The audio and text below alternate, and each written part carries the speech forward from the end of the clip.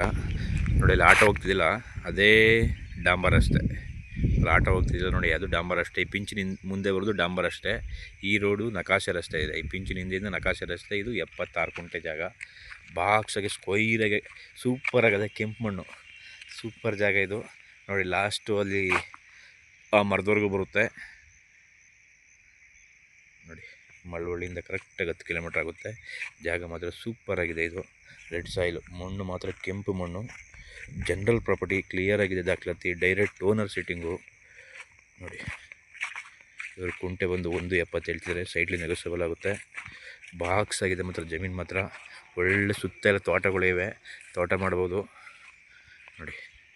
ಇದು 76 ಕುಂಟೆ, 2 ಎಕರೆಗೆ 4 ಕುಂಟೆ ಕಡಿಮೆ ಬರುತ್ತೆ ನೋಡಿ. ಡಾಂಬರ್ ರೋಡಿಂದ ಬರೀ 100 ಮೀಟರ್ ಅಷ್ಟೇ ನೋಡಿ. ಅದು ಡಾಂಬರ್ ಅಷ್ಟೇ, ಅಲ್ಲಿಂದ ಬರೀ 100 ಮೀಟ್ರ್ ಒಳಗಡೆ ಬರಬೇಕಷ್ಟೇ.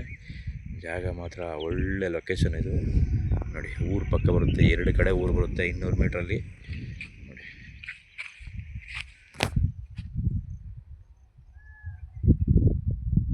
76 ಕುಂಟೆ.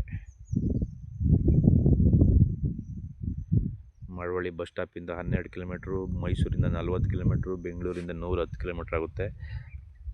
ಜನರಲ್ ಪ್ರಾಪರ್ಟಿ ಇದು. ಫ್ರೆಶ್ ಆಗಿದೆ, ಪೇಪರೆಲ್ಲ 1-2 ವರ್ಷ ಆಗಿದೆ ತೊಗೊಂಡಷ್ಟೇ